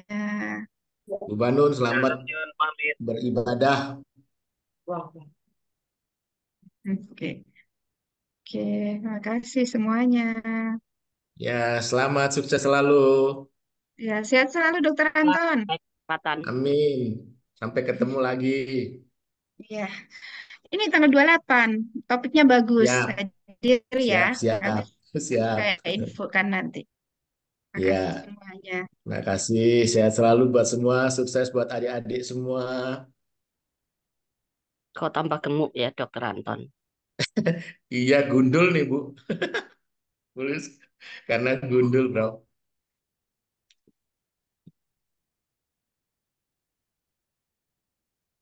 Ya, luar Sehat, biasa. Dokter. Aduh, bangga sekali. Ini kok di mobil ya? Yang mau kemana ini, Dr. Sunarto? Dari MC Tangerang mau pulang dong, Prof. Ya. Narto cari uang terus tuh. Amin. Salam Prof. Lis, Prof. Banundari. Ya, terima kasih. Sama-sama, Dr. Narto. Terima kasih. Iya, Sehat ya, sehat Prof. selalu, Dokter Marto. Sehat selalu ya. Ya, salam buat adik-adik semuanya. Enggak ya dok, Ya. Semoga Nya makin ada sukses, nya. makin bersinar. udah makmur semua gemuk-gemuk. Berkat doanya Prof ini. Luar biasa. Dalam nyuwun pamit ya semua. Wah, bangga sekali. Luar Ya, biasa. Hebat, Lis. monggo. Terima Hebat, Prof. Lis. Ya, Hebat, Mbak kasih Suci. semuanya. Kasih semua Luar untuk biasa. kehadirannya. Kami tunggu kehadirannya tanggal 28 Mei. ya. Oke, topiknya menarik. Saya harapkan banyak yang Hari ikut ini yang bisa hebat dokter bergabung. Agnes, hebat presentasinya. Iya, Ya, imunologi. Dadaan itu, Prof. Dadaan, tapi sudah ditawarkan beberapa topik yang beliau sudah ready dan hasil voting residen dipilih untuk topik ini. Jadi ada beberapa topik, 3 topik yang ditawarkan. Kemudian kami voting ke residen dan residen memilih topik ini dan insya Allah bermanfaat karena ini memang ilmunya adalah aplikasi ke depan sehingga bermanfaat. Amin. Iya. Dan kita belum pernah menjamah alatnya itu. Oke, Oke, matur nuwun semuanya. Saya izin perkenan, saya izin live untuk Sama beralih ke kegiatan berikutnya. rekan-rekan Terima kasih banyak sehat selalu semuanya. semua. Terima Mohon kasih izin untuk live. panitia. Terima kasih untuk panitia, Ketua Panitia Dr. Anissa. Terima kasih banyak. Terima kasih juga Dr. Yakti yang hadir juga hari ini. Matur nuwun semuanya. Salam sehat selalu. Bos BLK.